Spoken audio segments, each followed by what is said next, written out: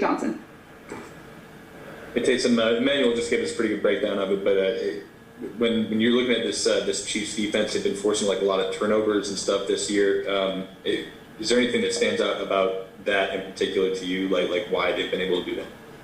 Well, I think that they do a good job of disguising. They're obviously an aggressive defense, one of the top, pressure defenses in the NFL in terms of how often they're pressuring the quarterback. And so I think sometimes that forces guys to, get the ball out a little bit sooner than what they wanted. But I would say they have a lot of different personnel groups.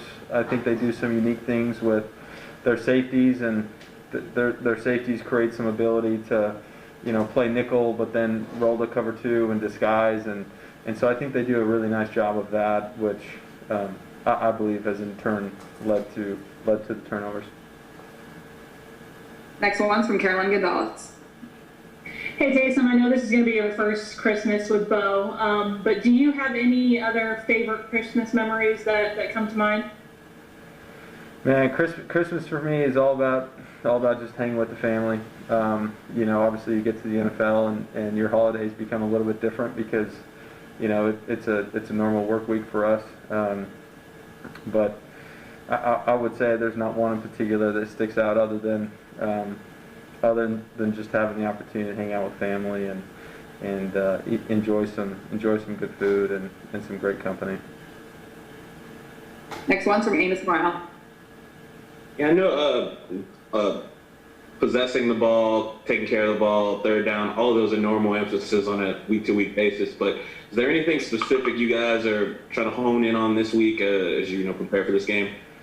Yeah, I think what you said is true. Ball security is obviously really important when you're playing an explosive offense. As you start to do the math, you don't have a ton of possessions in an NFL game, and so you don't want that to favor an explosive offense. So we're certainly aware of that, but I also think that there's a balance of, as an offense that you also can't play timid in the sense that we need to put points on the board and make sure that we're creating opportunities for us to score. So I think that there is a balance there of making sure that we are playing inside our offense, which can lead to explosive plays, that can lead to big plays, and taking care of it. So certainly ball security is a premium, but I think it's important that we don't allow that to be a crutch where we're not putting points on the board.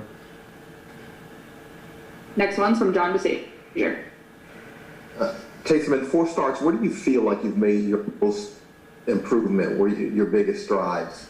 Yeah, I would say just like overall, my comfort level inside the offense. Having plans for our offense, and my ability to get the play call, picture the play call, get in the huddle, call it so we have better tempo, and just the mechanics of operating inside, this Coach Payton offense, which, frankly is not an easy thing to do. And as you get here as a new quarterback, we're all trying to play catch up to Drew and Coach. They've been together for so long, and so there's a steep learning curve there. And so I would say overall is just having a better feel of what we're trying to accomplish on each individual play, and our rhythm, our tempo, and everything that goes along with that.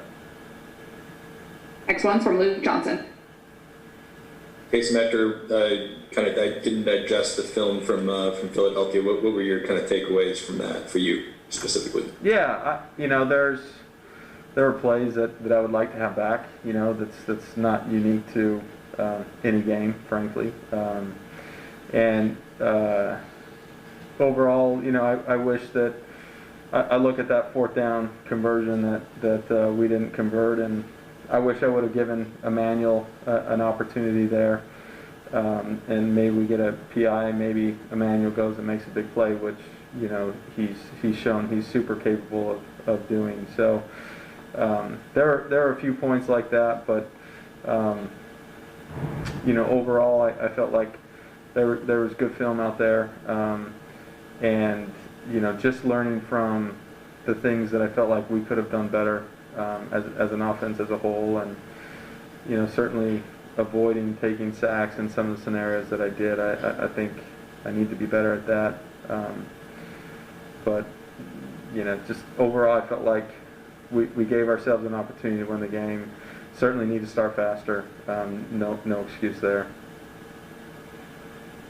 Next one's from Rod Walker. Hey, Tyson, what's it like just for a quarterback to watch? Like when you're watching someone like Patrick Mahomes play, I mean, what is that like for you? Yeah, well, Or what do you see in him? it's a lot of fun. You know, just like it is for you guys, I would imagine.